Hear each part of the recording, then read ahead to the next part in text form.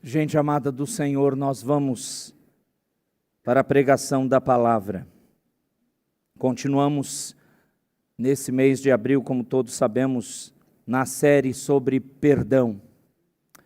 E se você não tem essa curiosidade, eu então já respondo, mesmo que você não pergunte. Por que esses temas das séries? Por que esse mês de abril, perdão, por exemplo? Nós temos as séries já preparadas, os seus temas, até dezembro desse ano, Deus nos dando vida, conforme a bondade dEle, faremos isso aqui na sede.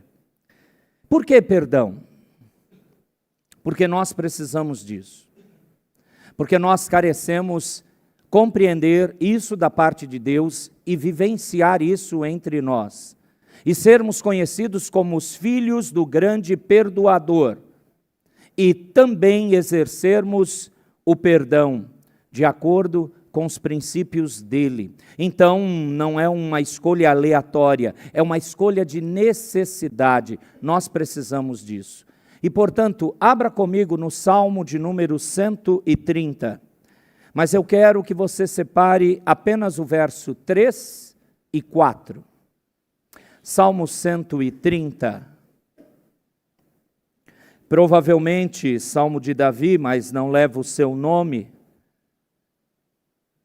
Então, o salmista, inspirado e iluminado por Deus, nesse cântico de romagem, no Salmo 130, eu apenas vou ler agora os versos de número 3 e 4. E a gente já sabe, né, amado irmão, irmã, durante todo o culto, muitas vozes vêm nos atrapalhar. As vozes da ansiedade, da preocupação, as benditas vozes das notificações do celular. Eu tenho certeza que é sem querer quando, de repente, no meio do culto, do sermão, um celular toca. Né? E é um desespero, você já percebeu? Se você está do lado da pessoa, você não sabe se... Menino, desliga esse negócio.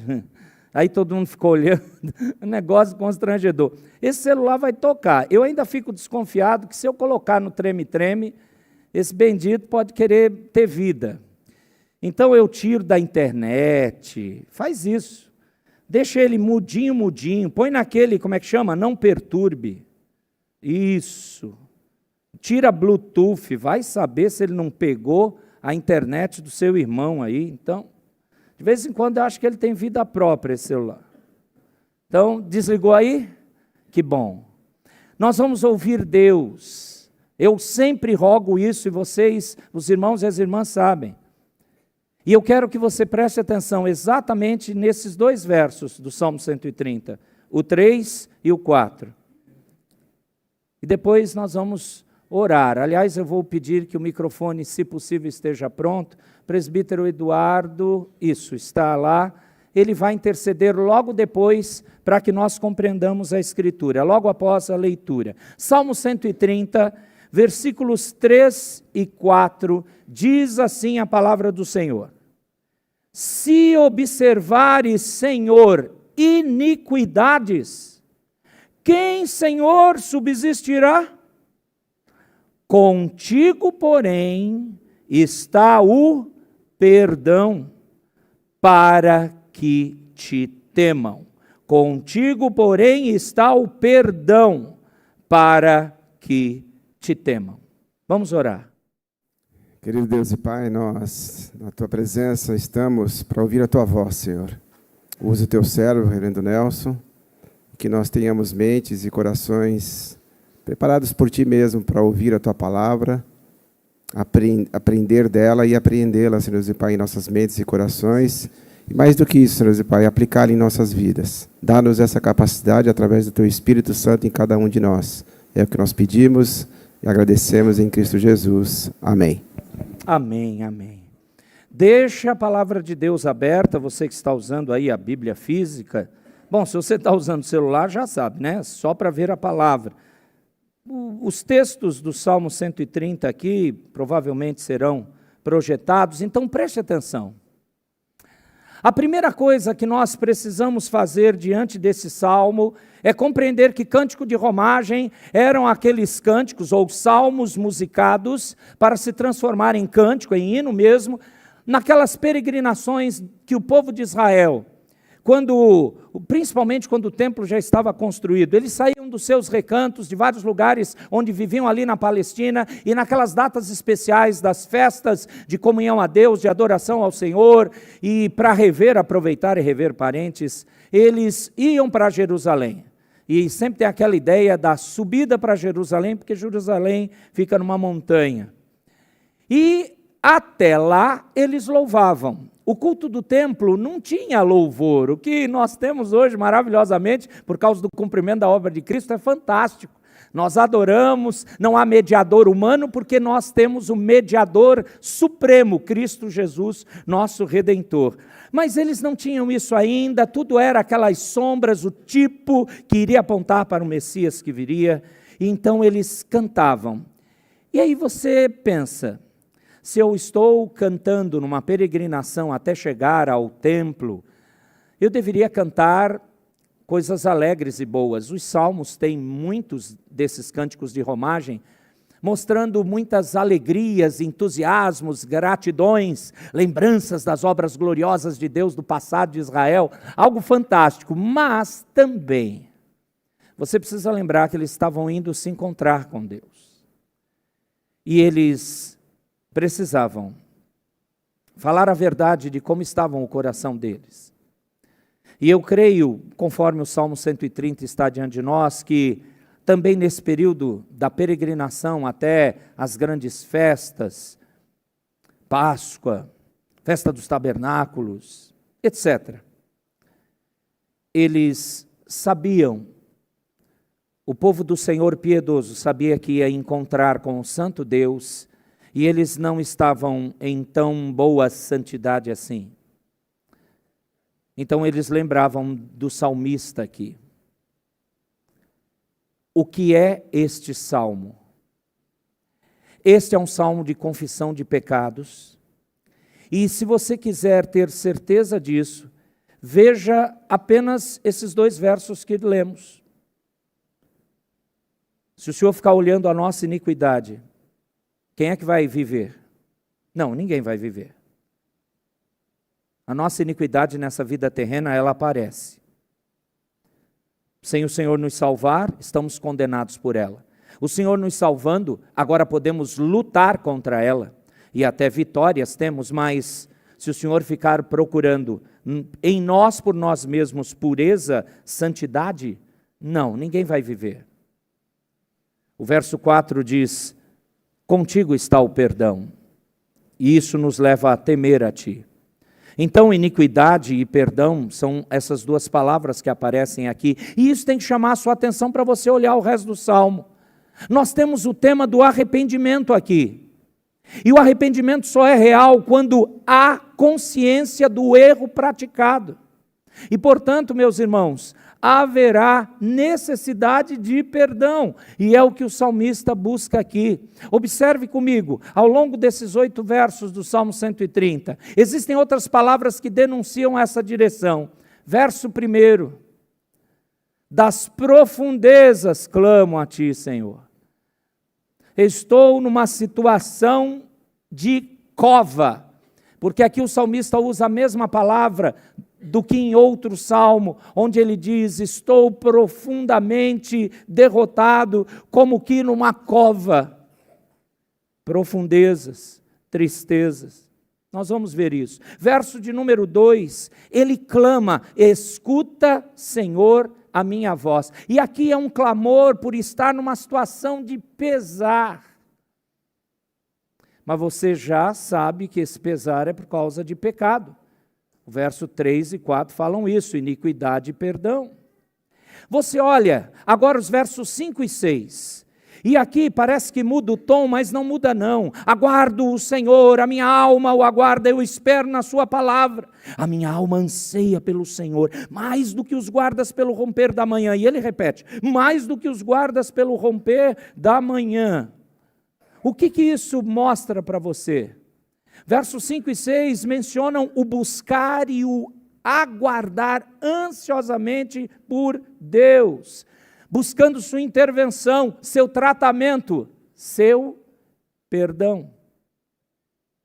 Verso 7, aqui chega um convite agora, não apenas o salmista, ele está, não só para ele está convidando o povo do Senhor. Israel deve esperar na misericórdia.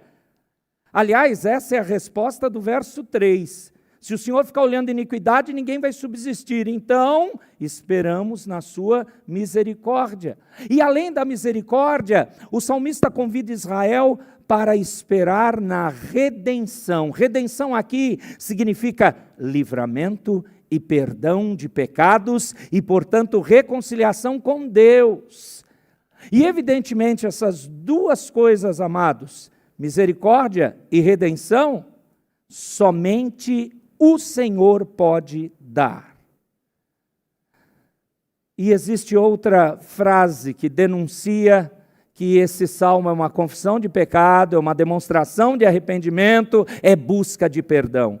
O final, verso 8, aonde ele coloca que Deus, o Senhor, é quem redime a Israel de todas as suas iniquidades, redimir Israel de todos os seus pecados, tratar, limpar, purificar, perdoar. E é essa expressão clara que mostra, denuncia claramente para nós aquilo que o salmista busca.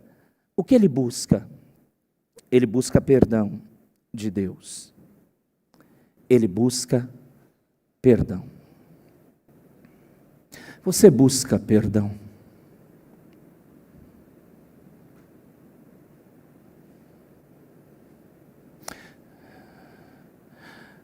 Quando você olha intimamente, você olhando o seu ser, seu coração, sua mente, diante de Deus, quando você passa limpo a sua vida, porque você sabe como é a sua vida, você sabe tudo de bom que você consegue realizar e, infelizmente, você sabe tudo de ruim que você vive.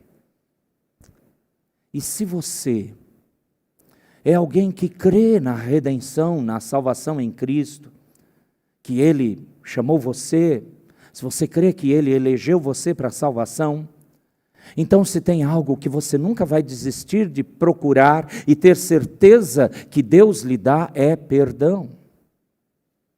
Porque quando estávamos perdidos, mortos em delitos e pecados, a gente não procurava nada disso. A gente achava que poderíamos dar o nosso jeito, mas graças a Deus Ele nos mostra que isso é inútil. O salmista aqui claramente está demonstrando isso. Eu preciso desesperadamente do seu perdão. Eu queria que você olhasse para o verso 4. Ele é o que me chama muita atenção. Aliás, amados, enquanto estávamos estudando e mencionando e preparando os materiais, os pastores, o seminarista Everson, os aspirantes, aliás, vocês deviam ver o nosso grupo da equipe pastoral. É assim, olha, eu separei esse texto, eu posso pregar esse texto? Alguém vai pregar? Pelo amor de Deus, que alguém diga que não, porque já está pronto. Então, mas graças a Deus, né, os pastores é que tem que estar mais preparado, é pastor.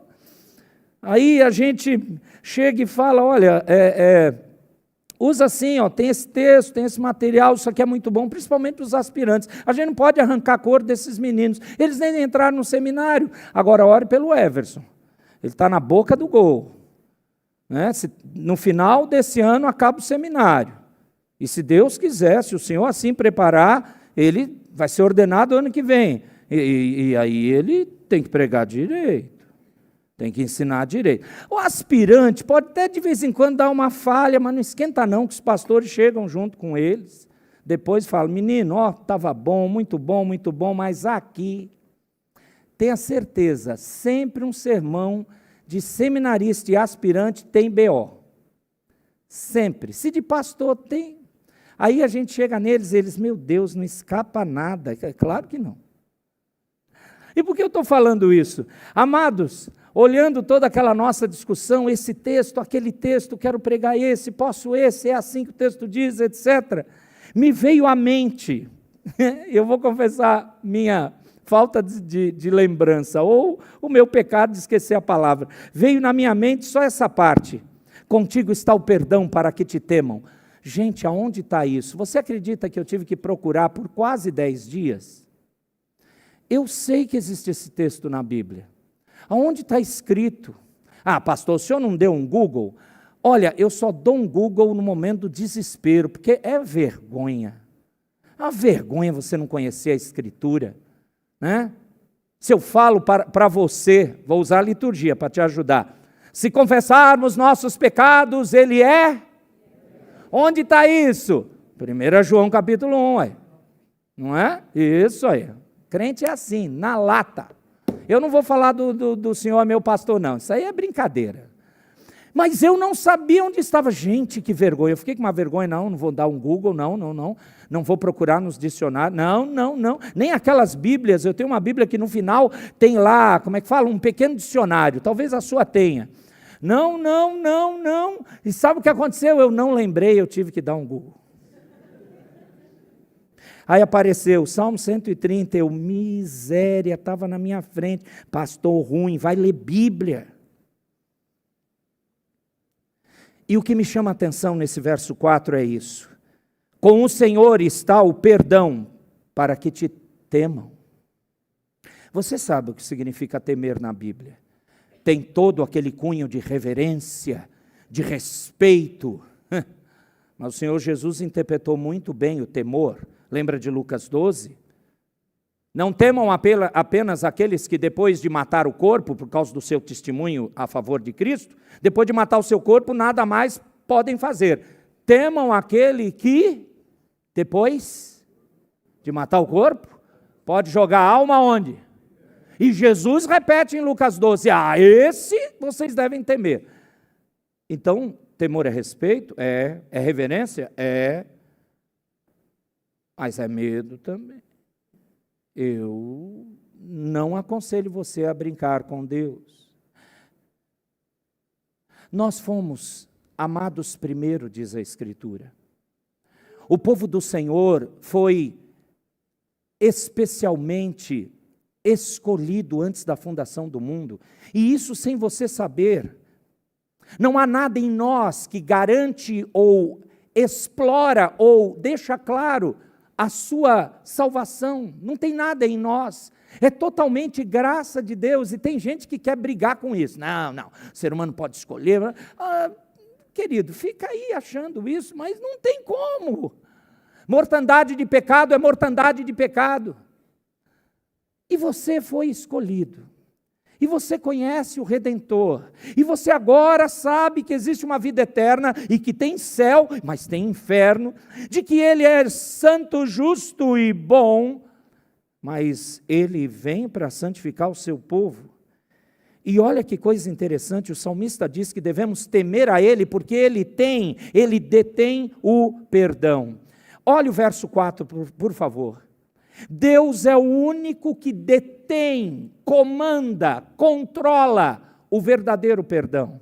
O único que redime pecadores é o perdão do nosso Deus. Realmente só pode perdoar quem obteve perdão de Deus. De manhã, o nosso aspirante Daniel, e nisso ele foi preciso, o Espírito Santo o conduziu, foi claro, é isso mesmo, você só perdoa porque você foi perdoado por Deus, e sem isso, a medida de perdão que um ser humano pode vivenciar é limitado por aquilo que ele acha. Por isso que um ser humano normal, sem Cristo, sem Deus ser o seu Senhor, ele vai colocar regras, limites. Bom, não vou pregar de novo o que nós ouvimos corretamente da Escritura pela manhã. Nós precisamos desse Deus. Sem Deus, não há perdão verdadeiro. Portanto, sem entender que pecadores carecem do perdão de Deus, nada tem sentido. Nós dependemos disto para viver essa vida corretamente e dependemos disso, do perdão de Deus, para sermos transformados para ir para a eternidade. Só Ele, meus amados, tem esse perdão, o verdadeiro perdão. Por isso, você e eu precisamos temê-lo. Você não compra esse perdão, você não negocia esse perdão, você não faz trocas para receber esse perdão, você não paga nenhum tipo de promessa, ou algum esforço, ou algum mérito para ganhar esse perdão. Aliás, o sermão é para você ouvir que você precisa entender que o verdadeiro perdão está na mão dele. Portanto, para receber o perdão de Deus, nós precisamos nos arrepender, ou como eu gosto de lembrar biblicamente, sermos levados por Deus ao verdadeiro arrependimento.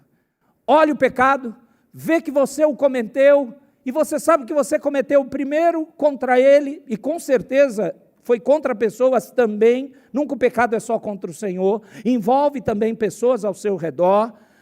Nós temos um problema com a nossa pecaminosidade, ela é contagiosa. Se eu quebrei relacionamento com Deus pelo pecado, com certeza eu vou quebrar outros relacionamentos com as pessoas ao meu redor. Então, por gentileza, para receber esse perdão de Deus, precisamos nos arrepender. E é esse o tema do Salmo 130, o arrependimento, o caminho para o perdão. Agora, isso é um assunto, infelizmente, não muito popular. Não, ninguém gosta de ver a vida remexida, e eu não gosto de ser mostrado suas falhas, não é? Suas limitações. Muitas pessoas, infelizmente, no meio disso, tristemente, e eu oro para eu não cair nisso, oro para você não cair, só que muitas pessoas estão iludidas por aquilo que se conhece como um ensino equivocado chamado bem-estar do perdão automático. No Brasil chegou aqui com a ideia de hipergraça. Faz tempo que tem essa heresia, mas de tempos em tempos recebe uma roupagem mais moderna, da época que está sendo ensinado. Chegou até nós. Olha, ele perdoou completamente, então o perdão é automático. Resumindo, essas pessoas creem num evangelho que promete perdão sem exigir mudança. Você ouviu? Promete perdão, sem ver nenhuma alteração na sua ou na minha vida. E talvez mesmo o que ninguém te doutrinou assim, às claras, mesmo assim a gente pode de maneira equivocada achar que é isso que significa o perdão. Irmãos e irmãs, nós não devemos confundir o arrependimento com pesar. Deixa eu explicar isso. É estar mentalmente triste pelo pecado. Isso é pesar. Não confunde arrependimento com isso. Também, a gente não deve confundir o arrependimento com remorso. O que é remorso? É estar triste mentalmente e emocionalmente também. O arrependimento verdadeiro, bíblico, o que Deus quer nos levar para recebermos o perdão, o arrependimento é estar triste mentalmente, você entende e sabe por quê, emocionalmente, suas emoções estão envolvidas nisso, e volitivamente, volição é vontade de ver uma história diferente do que essa de cair no pecado. Em outras palavras, o arrependimento envolve a tal da mudança. No Código de Disciplina, que faz parte do Manual Presbiteriano, a CIPB, Constituição da Igreja Presbiteriana do Brasil, existe lá uma parte chamada Código de Disciplina. E quando você lê lá, isso não é só para presbítero conhecer, não. Todo membro de igreja precisa conhecer a estrutura de governo. Sabia disso? Está lá, está no domínio público. Você acha em qualquer lugar da internet, no site da IPB. Quando chega no Código de Disciplina, está dizendo assim: quando lamentavelmente uma pessoa tem que ser disciplinada, abra parênteses, toda disciplina eclesiástica visa restauração.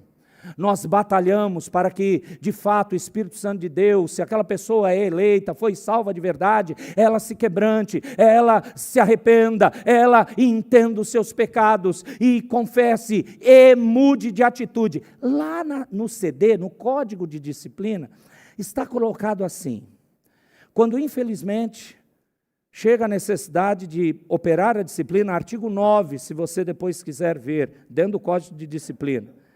Você pode afastar, você pode disciplinar verbalmente, é uma coisa grave, mas não tão grave, então você, verbalmente ou por escrito, dá repreensão para aquele membro pecador. Outras vezes você precisa aplicar uma coisa mais drástica, afastamento, afasta-se da comunhão, da celebração da ceia, dos encargos e cargos, se essa pessoa tiver, mas ela é acompanhada pelos pastores, presbíteros, e tem que estar aqui na igreja, e a gente precisa ver essa pessoa demonstrando o quê? Que ela está sendo apoiada e empurrada para ficar dentro da palavra, para demonstrar arrependimento. E aí, é nesse ponto, antes da medida mais triste que tem, mas muitas vezes temos que aplicar. É quando a pessoa continua quanto mais no pecado. E não é quanto mais você fala, mais ela peca. É constante ela está lá. Ela não demonstra nenhuma mudança. É terrível isso. É triste. Tem vezes que eu me sinto um bobo. Mas, irmão, faz isso, irmão, olha, é assim. E nada. E você caminha, e você está junto, e você fala, não te vi na igreja. Algum irmão pergunta, como é que está fulano, Beltrana, que está em disciplina, pastor? Estamos orando, isso, ore, a gente fala para a igreja orar, e chega nessa parte do artigo 9, que a pessoa só vai voltar para a comunhão da igreja, se ela der provas de arrependimento. Isso não sou eu. Não é o conselho da nossa igreja local, não é apenas o código de disciplina da IPB, mas é a palavra de Deus que diz isso. Crentes se arrependem, crentes ouvem a voz de Deus, crentes tristemente, com vergonha, confessam seu pecado, mas crentes querem a reconciliação, querem sentir aquilo que Davi, a duras penas, teve que falar, torna a dar-me a alegria da tua salvação. Você está vendo um Davi, no Salmo 51, que a gente leu na liturgia, um Davi seco. Senhor, eu quero sentir esse seu perdão, eu quero ensinar para os outros, que não é para eles andarem brincando contigo. Talvez é por isso que o Salmo 130 tem autores, estudiosos bíblicos que dizem, não, esse salmo é de Davi, porque há uma busca desesperadora. Talvez faça parte daquele conjunto, né? Salmo 51 primeiro, depois foi escrito o 32, e talvez Davi escreveu o 130, porque há uma busca intensa, e a gente lembra mais do maior autor de salmos para isso, que foi Davi. Pode ser Salomão, mas a questão precisa de mudança. E mudança do lado de cá, do céu, não é perfeição. Mudança começa com arrependimento, busca de ajuda, querer, mesmo que sejam coisas simples. O que são coisas simples que demonstram arrependimento? Voltar a orar, desejar mais a palavra e lê-la, e em nome de Cristo começar a praticá-la, vir à comunhão da igreja para encontrar outros irmãos, sentar com um irmão ou outro, independente dos pastores e presbíteros, e essa pessoa falar, olha, eu quero andar junto com vocês. E eu já vi, a nossa igreja aqui é uma das igrejas que não fica assim, fulano está no banco. Não, a gente abraça, acolhe, eu sei. Eu já vi o que os irmãos fizeram, quando meu filho de vez em quando aparece aqui. E perguntam, você está bem? E abraçam ele. E o mais corajoso, aliás, pode falar todo mundo junto, volta, se arrepende, a graça de Deus é maravilhosa e vai transformar a sua vida. Aliás, essa deve ser a nossa expressão. Essa busca incessante é o que está impregnado nesse Salmo 130. Mas crer num evangelho que promete perdão, sem mudança, está errado. Nós não devemos confundir, então, o arrependimento com tudo isso que eu falei. Arrependimento envolve mudança. Não devemos nos enganar, só estamos arrependidos do nosso pecado quando estamos preparados para abandoná-lo. E eu digo mais, amados, abandonar no sentido de eu estou pronto para lutar. Hoje na classe dos homens, a gente estudou sobre tentações, e nós vimos biblicamente como é que a gente se prepara para lutar contra tentações, e tem como fazer isso. O poder da Escritura está lá mostrando como fazer, e Deus atua sobrenaturalmente e soberanamente para a gente poder, talvez tropeça aqui, depois se levanta e começa a vencer, e cada vez mais distante do pecado. Bem-vindo à batalha. Ser cristão é uma luta, mas você precisa lembrar que a vitória já está ganha, que somos mais que vencedores em Cristo Jesus, que nada nos separa do amor de Deus, que ninguém vai nos arrebatar da mão do Redentor. E por isso você luta. Dá uma olhada no que está acontecendo aqui com o salmista, nesse Salmo 130. Ele vai nos conduzir nas profundezas, aliás, ele vai nos levar para as profundezas do seu íntimo, o desespero que ele está passando, até as alturas do júbilo, da alegria.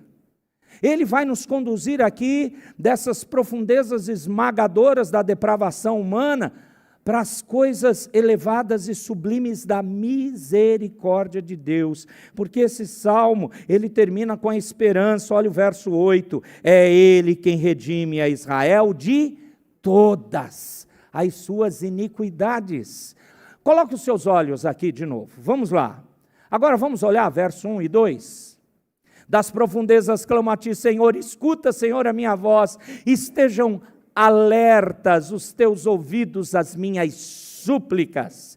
Eu esqueci de mencionar, mas a palavra súplica aqui também denuncia a questão do arrependimento e a busca do perdão. Olha essa primeira parte do verso 1, porque ele clama?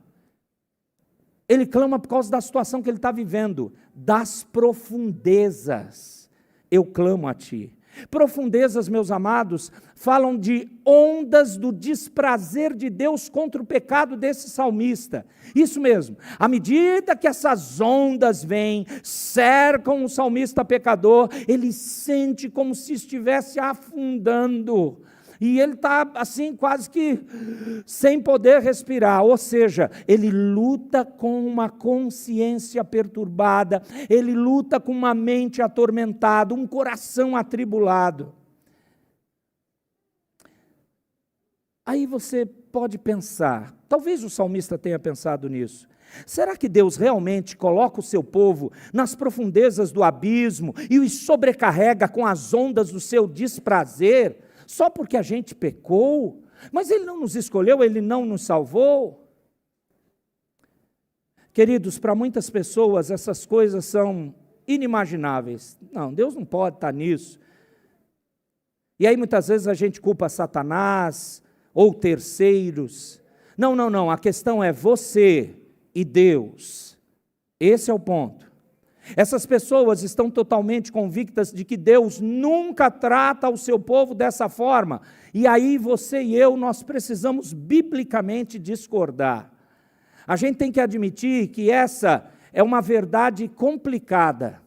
Deus está lá tocando, esmiuçando. Lembra de Israel? Eu vou levantar um povo ímpio para castigar vocês, para quebrar vocês, vai fazer mal a vocês, para vocês serem moídos e eu trazer vocês de volta. E ele falou isso para vários profetas, e o mais famoso é Jeremias. Lembra Jeremias 18, a casa do oleiro? Eu não posso fazer assim, profeta, com o meu povo de Israel, do jeito que o oleiro fez com aquela massa, moldar do jeito que eu quero, eu vou fazer. E você vai pregar e eles não vão querer ouvir. E eu quero que eles fiquem mais duros. Eu vou passar as minhas ondas de desprezo, de tristeza contra o pecado deles sobre eles. Eles vão perceber que isso não me agrada. É difícil entender isso, porque a gente gosta do Deus de amor. A gente gosta do Deus perdoador. Mas tem um caminho.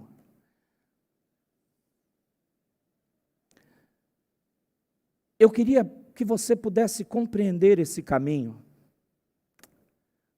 E a gente precisa fazer a pergunta correta: será que Deus ama você? Ele ama você quando você peca? A gente só pode entender isso de duas maneiras. Em outras palavras, Deus ama o seu povo de duas formas. E a gente esquece isso. Em primeiro lugar, Deus ama o seu povo de maneira incondicional. E a gente dessa não esquece. A gente sabe disso. Porque isso se refere ao prazer que Deus sente em seu povo pelo fato de nós estarmos em Cristo. Em outras palavras, Ele nos escolheu para Ele nos salvou. Crentes de todas as épocas. Esse amor incondicional não muda. Ele não pode nem aumentar nem diminuir. É perfeito e completo para o seu povo. Aliás, eu já até adiantei, né? É isso que o apóstolo Paulo tem em mente no famoso Romanos 8:39, quem nos separará do amor de Cristo. Lembra desse texto? Muito bem. Esse amor é o amor incondicional. Mas tem um outro amor que a gente, eu vou dizer esquece, tá? Se você nunca ouviu falar, não conta para ninguém que você está aprendendo hoje. Mas eu acho que a gente esquece. Deus ama o seu povo de maneira condicional também. Deus se alegra na santidade que cresce em seu povo a partir daquela semente de graça que Ele colocou em nós. Quando Ele nos salva, e ali aquele chamado processo de santificação começa, e Ele realmente vai nos amando mais, dessa forma condicional. E esse amor muda sim, porque Ele pode aumentar, mas Ele pode também diminuir. Você quer ouvir Jesus falar isso? Cristo declara, João 14, verso 21. Felipe, se possível, projeta para nós, para você acreditar. João 14, 21 diz assim, leiam por favor.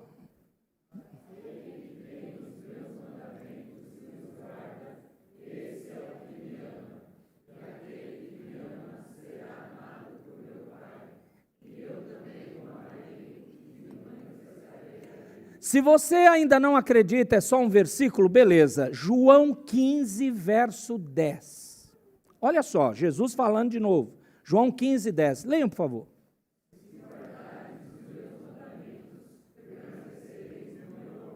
Parece que no 15... Perdão, desculpa. E no seu amor permaneça. É que eu só separei uma parte aqui no sermão. Esse, fica mais claro, João 15, tem uma condicional. Se guardares os meus mandamentos. No 14, em João 14, 21, não tem, né? Aquele que tem os meus mandamentos e os guarda, esse é o que me ama. E se eu não guardo os mandamentos? E se eu, crente, vou quebrando muitos mandamentos? E se eu realmente não obedeço? Conclusão, eu não amo. E o amor condicional dele vai diminuir. Claramente, irmãos, o amor de Cristo que descreve aqui, esse amor, depende de obediência. E essa obediência é para os crentes redimidos e salvos. É por isso que pelos frutos você conhece a árvore. Crentes salvos vão demonstrar luta contra o pecado, arrependimento e obediência. E isso não é perfeição. Isso é para viver do lado de cá do céu, nessa terra. Lá na eternidade, sem pecado. Lá na eternidade, sem problemas, sem dúvidas. Lá, sim, perfeitos. Mas ainda não aqui. Desse jeito, amados, Deus ama o seu povo dessas duas maneiras. Quando desobedecemos a Deus, o que acontece? Por um lado, o amor de Deus por nós não muda. E esse é o tal do amor incondicional. Seu prazer está em nós através de Cristo. Só que, por outro lado, o seu amor por nós muda. Esse é o seu amor condicional. Seu prazer na santidade em nós. E para o cristão existe aquilo que a gente pode chamar de um senso contínuo, residente do amor de Deus no coração. Mas ele é condicional, ou seja, podemos perdê-lo por conta do nosso pecado, não é perder a salvação. Mas isso pode dizer muita coisa. De novo, estou quase repetindo palavras do sermão de hoje de manhã. Se você não prestou atenção, depois veja lá, assista novamente. A gente pode começar a não obedecer muito e a brincar com a nossa santidade, e aí esse amor por Deus diminui desse lado e Deus vai tratar. E aí o que parece que, nossa, ele me deixou? Não. São as ondas de desprazer dele sobre você, porque você foi salvo para lutar, obedecer, e o poder dele está em você. Então é condicional, ou seja, podemos perdê-lo por conta do nosso pecado. Quando isso acontece, o resultado vai ser o quê? A tal da perturbação, a ansiedade, a inquietação. Essa é a experiência do salmista aqui no 130. Ele sente como se estivesse afundando nas ondas de desprazer de Deus. Em decorrência disso, ele clama então das profundezas. Isso é fantástico. Eu não estou aqui desprezando a dor dele. Que pecados são esses? Talvez ele chegou no fundo do poço, talvez ele seja um daqueles que está zombando tanto do Senhor, e Deus o colocou em trevas horríveis. Mas Deus lá do lado dele, nas trevas, no poço, e Deus ali. Para que ele então chegue uma hora em desespero e clame: Senhor, eu não aguento essa vida de pecado, eu conheço o teu nome. Você já teve uma experiência assim? Noites de insônia, nervos desgastados, mudanças de humor. Sem falar, por exemplo, na cara fechada, poucos amigos, falta de alegria, de paz, falta de vontade de orar, de estudar a palavra, fuga de coisas mais profundas, no sentido, coisas que te aproximam de Deus, ou uma indisposição de chegar perto dos outros por medo de ser descoberto. Então eu não me envolvo muito, eu fico preocupado comigo e com vocês, quando nós nos encontramos em situações que a gente não quer se relacionar com ninguém. A gente vem, senta no banco, termina o culto, levanta e tem gente que nem sabe seu nome. Por que isso pode ser preocupante? Será que não está essa pessoa nessa luta de profundezas de pecado e o Senhor está hoje dizendo: não é isso que eu quero para você?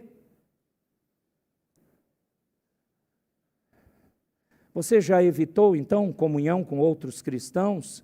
Ou repúdio à piedade, considerando a piedade como, é legalismo? Ou então, não, é extremismo. E aí, já viu isso? Crentes assim, não, eu sou um crente equilibrado. Nós vamos descobrir isso como você lida com o seu pecado. Se você se arrepende, se você está fazendo como salmista. Olha o verso de número 2. Escuta, Senhor, a minha voz. Ele está suplicando a Deus.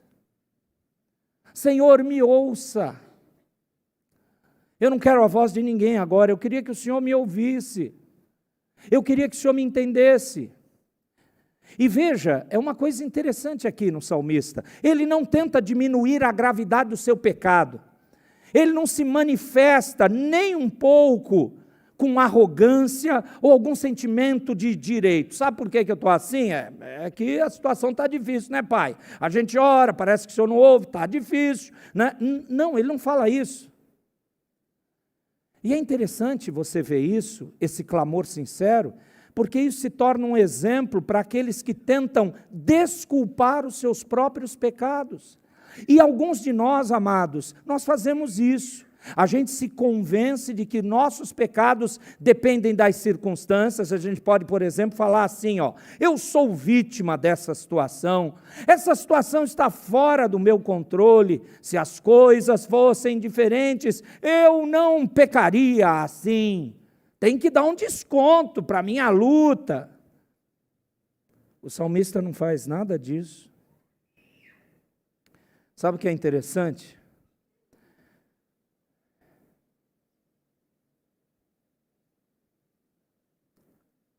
as circunstâncias não nos fazem agir como agimos, mas as circunstâncias mostram aquilo que já somos.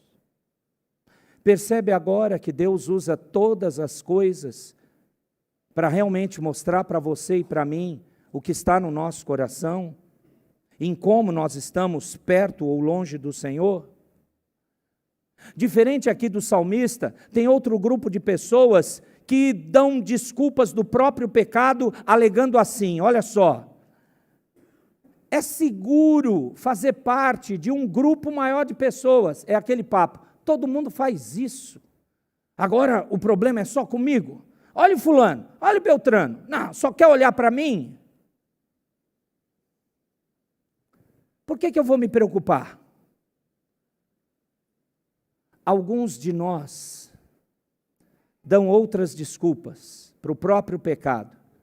Alguns de nós estão convencidos de que esse pecado é comparativamente muito pequeno.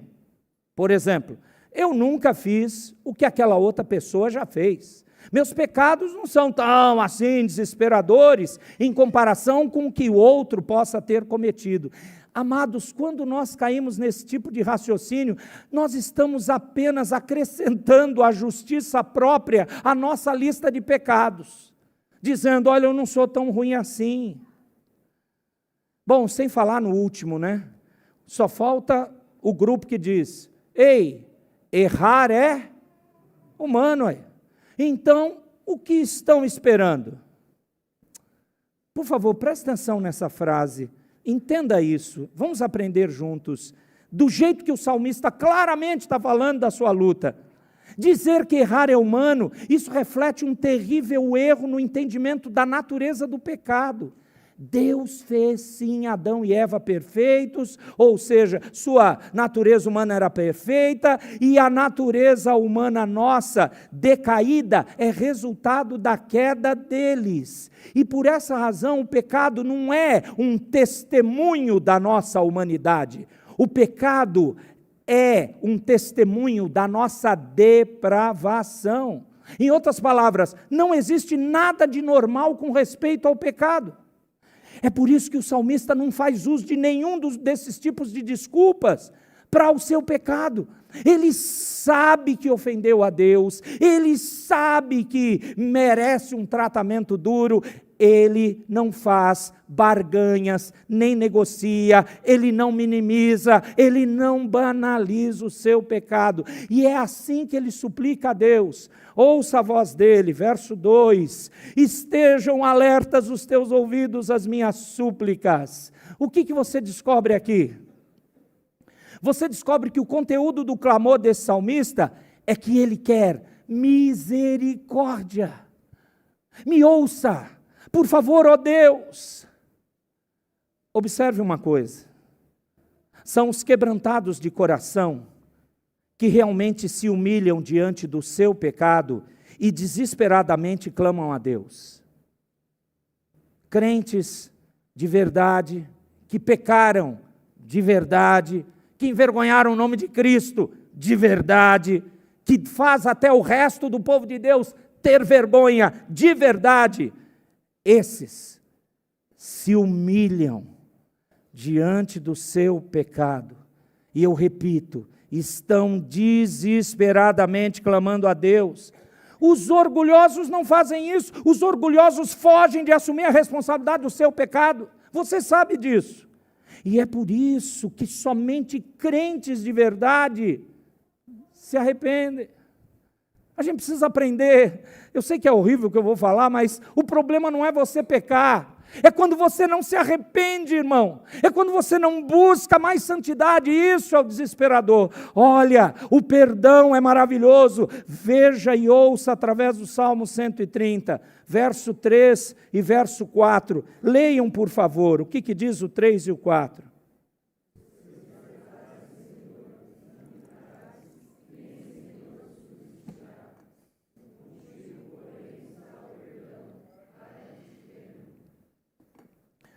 O salmista está aqui em profunda convicção de pecado.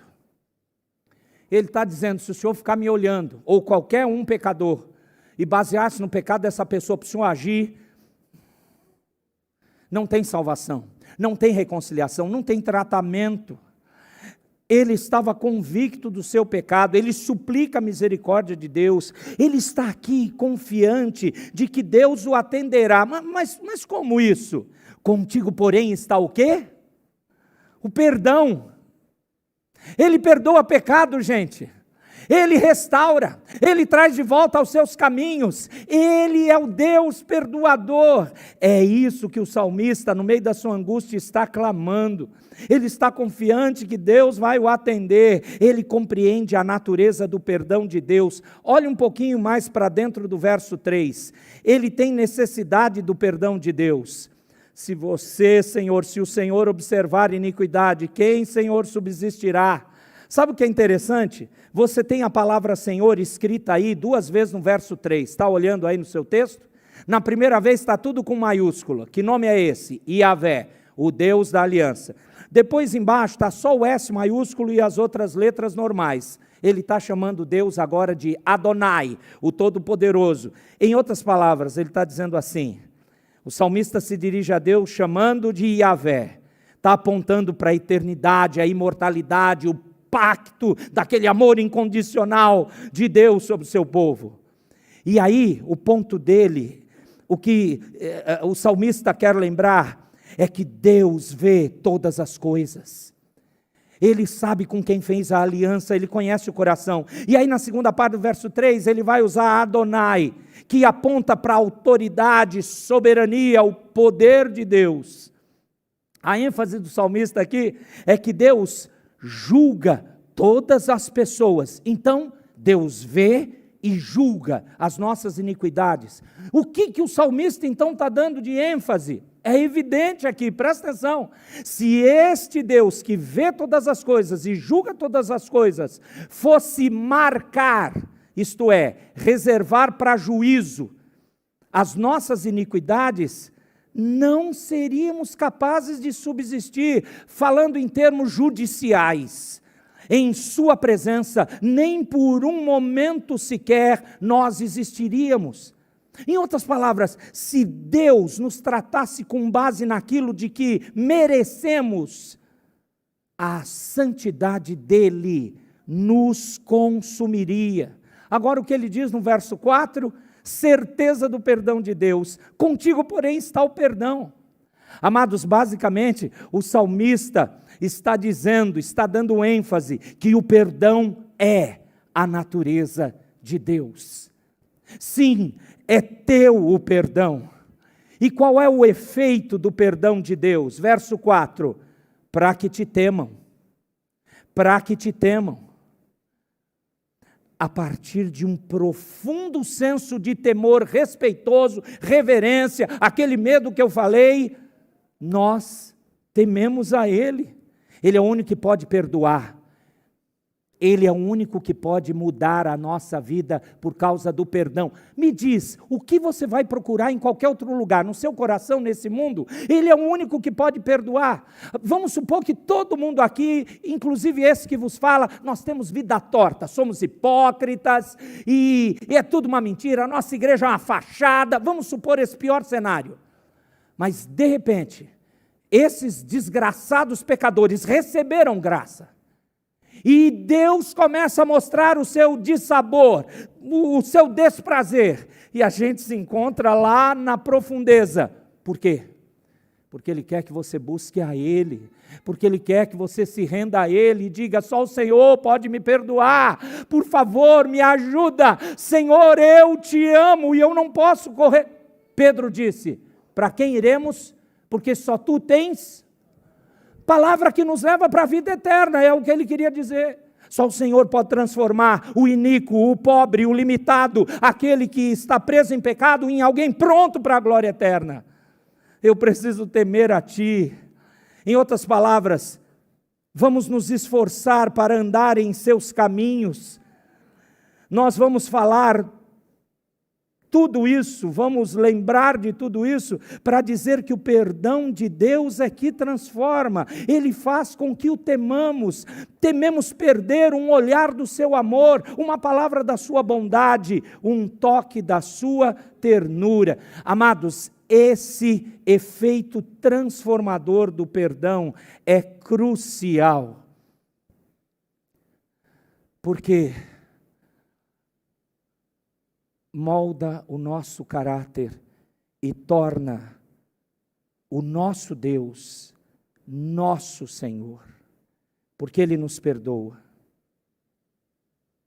E a gente vai se arrepender, nós vamos nos arrepender sem dar desculpas.